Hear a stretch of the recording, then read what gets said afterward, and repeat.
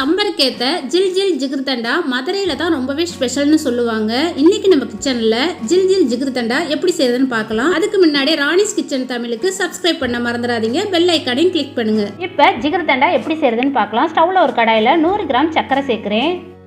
1/4 tumbler தண்ணி சேர்த்து இது நல்லா கொதி வரட்டும்.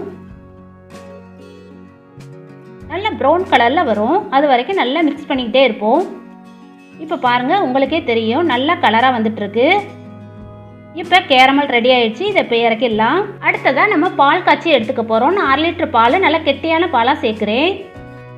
இது அடி பிடிக்காமல் நல்லா கிண்டி விட்டுக்கலாம். இப்போ பாருங்கள், நல்லா கொதிச்சுட்டு வந்துட்டுருக்கு.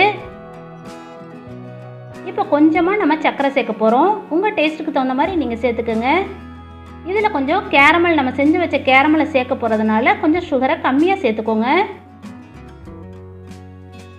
இப்போ பாருங்கள், பால் நல்லா கொதி வந்துட்டுருக்கு. இப்போ ஓரத்தில் உள்ள ஆடையெல்லாம் எடுத்து விட்டு நல்லா கிண்டி விட்டுக்கலாம். இப்போ நான் சொன்ன மாதிரி நம்ம செஞ்சு வச்ச கேரமலை இதில் கொஞ்சமாக சேர்த்துக்கலாம். சேர்த்ததுக்கப்புறம் நல்லா மிக்ஸ் பண்ணிக்கலாம்.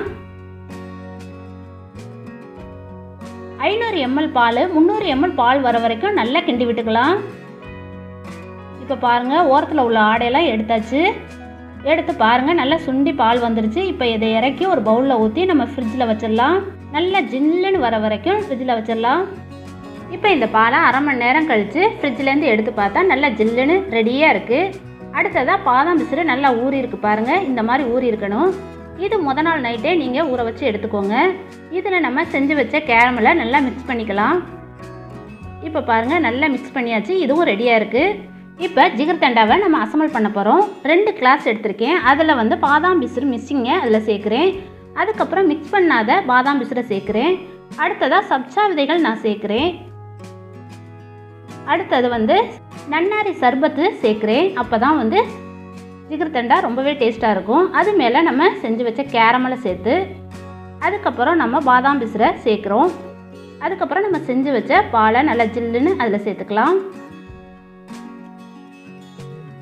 சேர்த்ததுக்கப்புறம் அது மேலே பாதாம் பிசுரை வச்சு அது மேலே வெண்ணிலா ஐஸ்கிரீம் வைக்கிறேன். உங்களுக்கு எந்த ஃப்ளேவர் பிடிக்குமோ அதை வச்சுக்கோங்க. இதில் கொஞ்சமாக செஞ்சு வச்ச கேரமல். இப்போ ஜிகர்தண்டா ரொம்ப சூப்பராக தயாராகிடுச்சு. இதை கண்டிப்பாக உங்கள் வீட்டில் ட்ரை பண்ணி பாருங்கள். இந்த வீடியோ உங்களுக்கு பிடிச்சிச்சுன்னா லைக் பண்ணுங்கள், ஷேர் பண்ணுங்கள். ராணிஸ் கிச்சன் தமிழுக்கு சப்ஸ்கிரைப் பண்ண மறந்துடாதீங்க. ஓகே, பாய்.